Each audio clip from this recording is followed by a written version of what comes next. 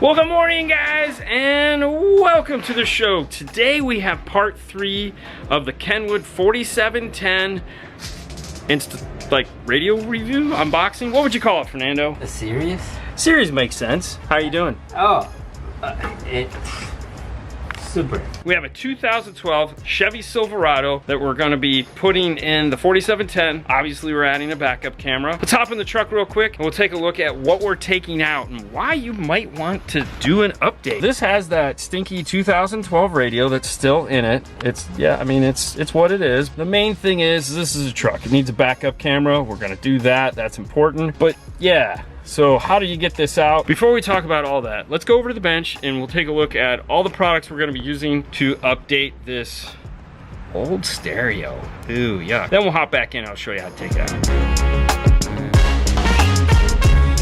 This is the 4710 we're gonna be installing. We've done the unboxing where we've showed you the back of the radio, where we showed you all the features built into it. Now we're gonna be showing you the installation. How exciting is that? We are gonna be adding a backup camera to the system, which is this guy, the Cmos 240U. Along with these pieces, we are going to be using the iData SR module for getting all our data and information into our radio. Along with that, we are gonna use the new SRGM5 harness. This is plug and play head unit ready. However, at the time of this filming, the Ken 3 harness, which is what we need for the 4710, is not available yet. Bummer. So we'll be cutting it and doing it the old-fashioned way. Dash kit wise, we'll be using the Pack Audio GMK317 along with their antenna adapter. We have all the pieces that we need. Let's get started.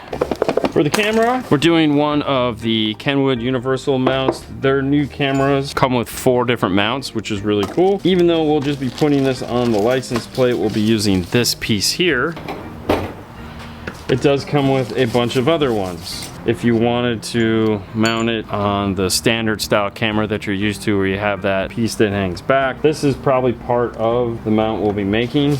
And then you have what I like to use in the front, this little rubber piece here. This can also be used underneath a mirror or on the side. It's made out of rubber, so it's squishy. It's a really nice option there. And then we have a hard version of it. This one is made out of aluminum. If this is too flexible, which is nice because this can mount on a slightly curved area. If you want something that is more solid, that's gonna be, you know, mounted somewhere where it might get bumped, they have the aluminum housing for it as well.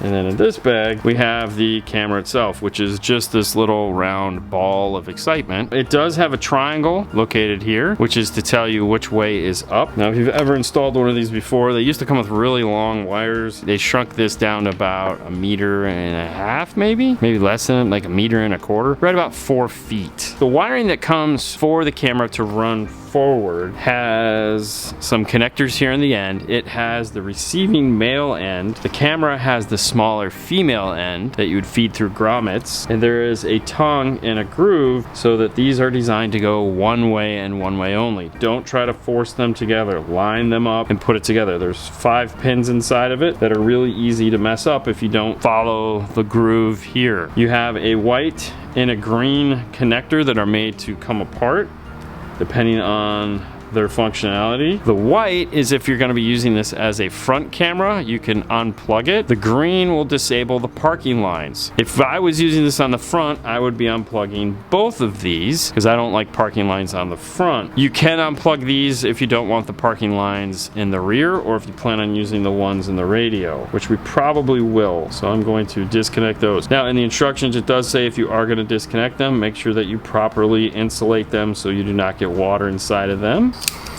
So I've used some 1/2-inch shrink wrap, cover up those ends. There we go. They're all set and ready to use. Following the wire down, it has 3 cables. A red for power, which is going to be an accessory hookup. It says right here. This will hook up behind the radio to the accessory. Do not hook this up to anything other than radio accessory. We have a thin black wire and a fatter black wire. If we follow those down to the end here. The thin black wire is the ground for the camera, and the fatter black wire is our male RCA that's gonna plug into the back of the radio. So these 3 wires all need to go up front. It is very tempting to ground this somewhere in the back of the car. Don't do it. Bring it up to where the radio is grounded. You don't know what the ground plane is like in the car. More than likely you're not gonna measure for it. So it just makes sense to run it all the way forward, especially if you're doing it in a pickup truck. The back of the vehicle, it's not always the best ground. I'm gonna get this off to Fernando. He's gonna put it in some flexible loom so that it will be insulated underneath the vehicle while they're driving. Next,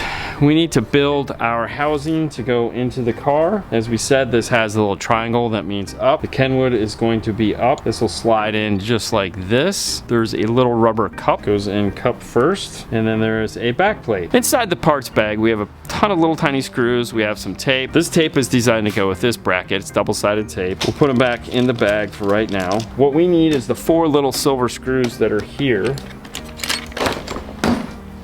And once we get this back plate onto here, we need to make sure that it sits flush, and that means that the camera should push out of this mount just like a 30/2 of an inch. That means it's locked into place and it's sealed up. The same is true for the back. The little silver screws are designed to screw into the 4 little screw holes here on the back of the camera. They're small, so be careful, don't strip them. Next is the piece to go onto the license plate. This is designed for the license plate to sit in front of it like this. It sticks out far enough to where you shouldn't have any issues setting it up. This piece is designed to come through the top area here and come out just like this.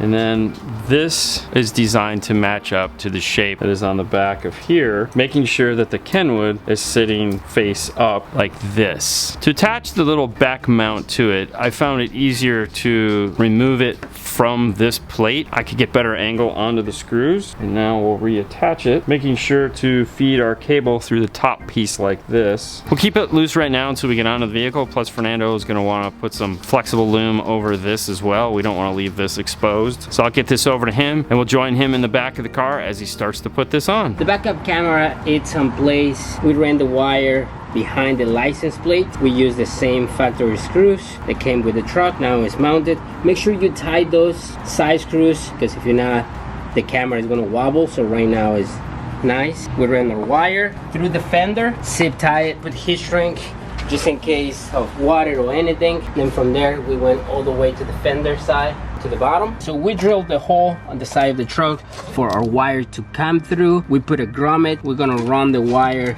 on the side of the truck, and last we're gonna put half of the 3M caulk in the front, and then the other half on the bottom side, so it's perfectly sealed and there's no water coming through the truck. The wire is gonna run along the running board here and then up into the dash. Insulated and all set, ready to go. The one thing he didn't talk about is tapping the reverse wire or anything like that, because you're not doing that. The SR harness is gonna take care of all of that for you. So there's no tapping of any wires in the back of the vehicle. Just run it forward, and that's all you gotta do. Put the car in reverse. We have a backup image. Right now we have the lines off. We can go back into our settings, guidelines, set up our guidelines. Now we can move these around. The best way to set these up is to go to a parking lot, pull through the space so you have those white lines behind you, and drop your Kenwood lines on those lines. You'll have your perfect how this is supposed to look.